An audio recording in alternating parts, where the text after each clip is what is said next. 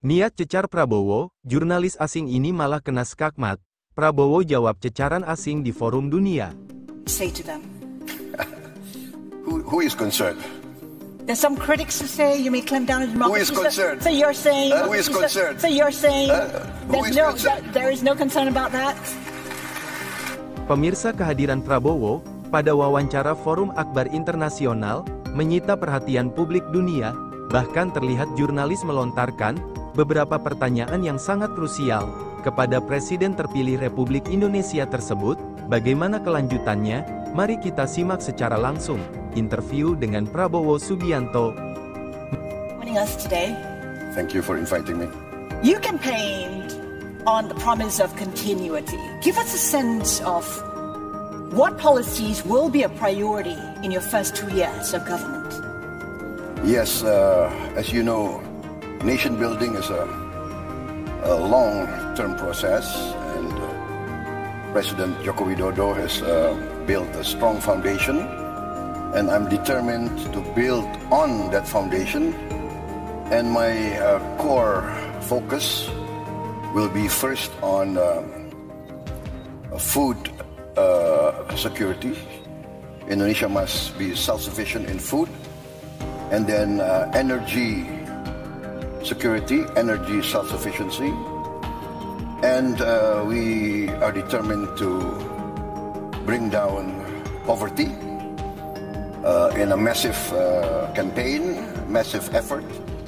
I'm determined to get rid of hunger amongst our people, especially the young, and in the end we have to concentrate on processing our natural resources.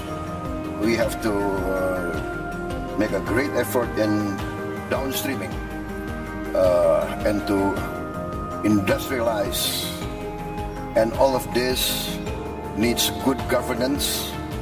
I'm determined to cut down corruption, waste, and with that we are very confident, we are very bullish, we are very determined to bring this all about. All very ambitious if you want to do it within your first term, which is 5 years. Can you achieve a growth target of beyond 5% in order for you to fulfill what you've set out to do? In my conversation with Papa Joko Widodo, he said that he's laid the foundation, he's implemented all the policies, put in place infrastructure needed for Indonesia to grow at 7%. Can you achieve 7% or more in the 5 years of government? I'm very confident. I've talked to my experts. I've studied the figures. I'm very confident we can easily achieve 8%, and I am determined to go beyond. 8% within the 5 years, the first year, second year, and when you go beyond, are you looking at double digits? I would say within 2-3 years, yes. You talked about downstreaming. What are the other growth drivers for you? Or would downstreaming be key to you achieving 7, 8, 9% growth? Downstreaming will take several years.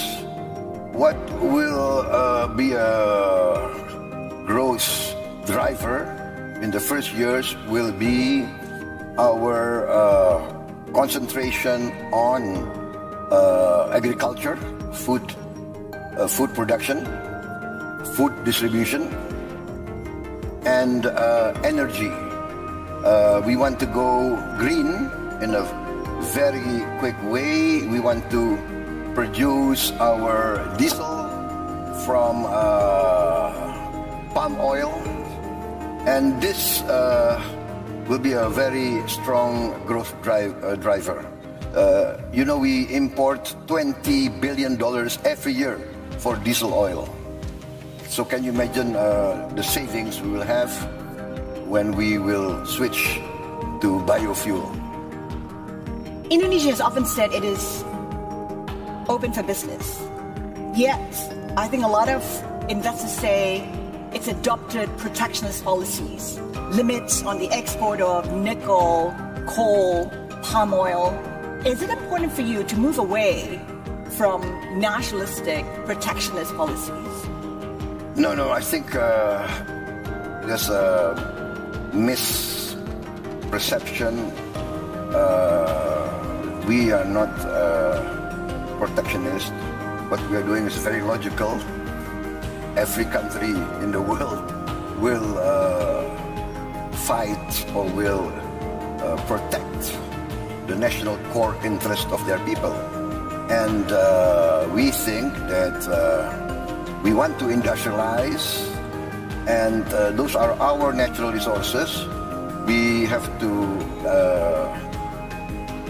protect our interest in the sense that we must get the full value, right? We cannot keep importing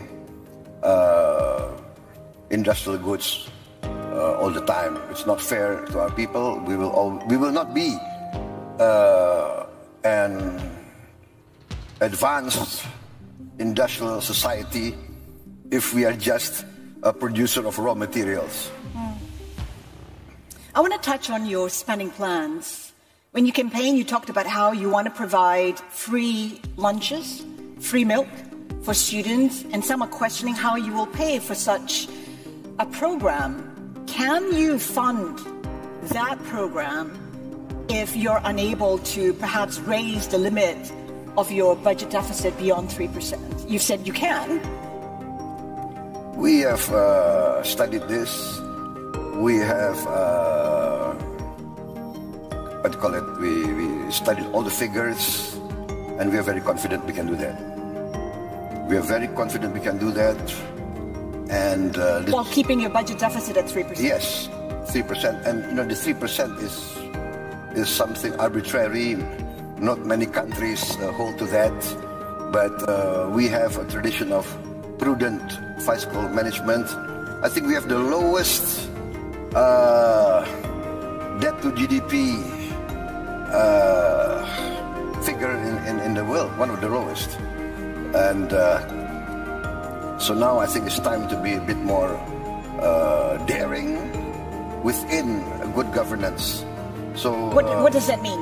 Raising the limit beyond 3? Would 4, 5% still be comfortable, prudent? We calculate that it's a matter of refocusing and cutting down the waste, cutting down the allocation to non-essential activities. So it's a matter of efficient, good governance, good administration, good management. And we are going to introduce, and we are in the midst of introducing e-governance. All Indonesian government institution procurement will go through an e-catalog. We will go digitalization, computerization, and this will increase our tax ratio, our revenue services. We will revamp, and we are very determined to cut down waste. We calculate that we can save a lot of money by cutting down waste, and this will be the growth factor. This will be the growth driver. So we are very confident. What's also ambitious in moving your capital from Jakarta to Nusantara, a project that will cost you $35 billion. Why is it a worthy cause? Why is it important for you to move the capital? The idea of moving the capital has been around since the first years of our independence. Our first president, President Sukarno, broached this idea. First, the idea was to put our capital in a more central location. Number two, Jakarta, its surroundings, and Java is very, very highly populated. So the ecological burden of Jakarta is tremendous. We are facing a rise in the ocean. It's around between 5 to to 10 centimeters a year. And so we have to build a giant seawall. That's one of my programs also. But moving the capital is one way to bring growth outside Jakarta, outside Java, and also in the next few years, before the giant seawall can be completed, which will take maybe 10, 15 years, our capital is safe from inundation. Is funding an issue? Because there's been problems in getting foreign funds into the Nusantara project. Will you be reliant on domestic players, the government, to fund this $35 billion project? Yes, $35 billion. But the calculation is we will need 25 years to 30 years to complete this capital. So if you say $30 billion over 30 years, that's $1 billion a year. Indonesia's economy, Indonesia's budget can carry that. So we are very confident. I mean, I believe capital city is a political project, and the main drivers must be the domestic resources, and then the foreign investment will come in later. Bapak Prabowo, you are a general. I was a general. I'm retired. You were a general, and you were with the army for 20 years. You were also 28 years. Yeah. 28 years. It's a long time. Some people perhaps feel like your policies will be viewed through military eyes. How do you respond to that? I've been out of the military for what? Maybe more than 25 years. So I think it's just, it's a, what do you call it? It's a non sequitur. It doesn't relate to any. What kind of leadership style do you think you'll adopt as a president? I will be myself. I will be genuine. What does that mean? That means that you are true to your principles, your values, your ideals.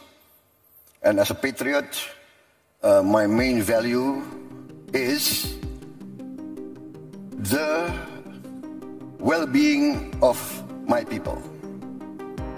The well-being of my people. My people must be safe. My people must not be hungry. My people must have a good life. That is the dream of every patriot, of every country in the world. Some people are concerned. Your critics are concerned. You may clamp down on democracy. What do you say to them?